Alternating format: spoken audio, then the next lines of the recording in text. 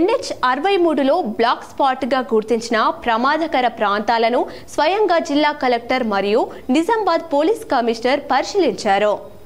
ఈ మధ్య కాలంలో నిజామాబాద్ పోలీస్ కమిషనరేట్ పరిధిలో రోడ్డు ప్రమాదాలు ఎక్కువ జరుగుతున్న నేపథ్యంలో అట్టి రోడ్డు ప్రమాదాల నివారణకు తీసుకోవాల్సిన జాగ్రత్తల కోసం నేడు నిజామాబాద్ పోలీస్ కమిషనరేట్ పరిధిలోని NH63 కమ్మర్పల్లి నుండి బోధన్ వరకు గల 77 కిలోమీటర్ల పరిధిలో గల రోడ్డును పోలీస్ శాఖ, R&B శాఖ, NIC శాఖ, పంచాయతీ శాఖ, మోటార్ వెహికల్ శాఖ, 108 సర్వీస్ శాఖ మొదలగు శాఖల అధికారులతో సమన్వయంతో శూన్యంగా పర్యవేక్షణ చేశారు.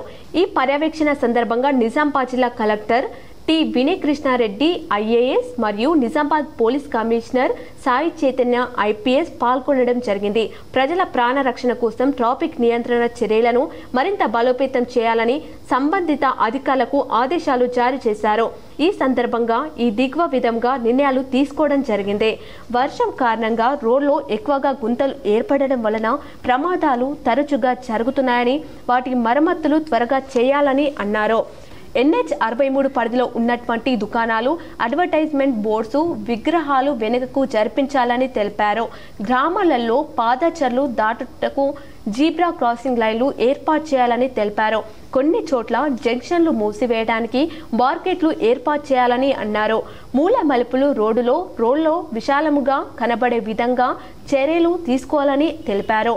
ఆర్మూర్ పోలీస్ స్టేషన్ పరిధిలోని జాతీయ రహదారిపై ఆర్మూర్ పోలీసులు ప్రత్యేకంగా ఏర్పాటు చేసిన రోడ్డు ప్రమాదం సంఘటన దృశ్యాన్ని తిలకించడం జరిగింది. రిఫ్లెక్షన్ రేడియం స్టిక్కర్లను అవసరం గల చోట్ల ఏర్పాటు చేయాలన్నారు.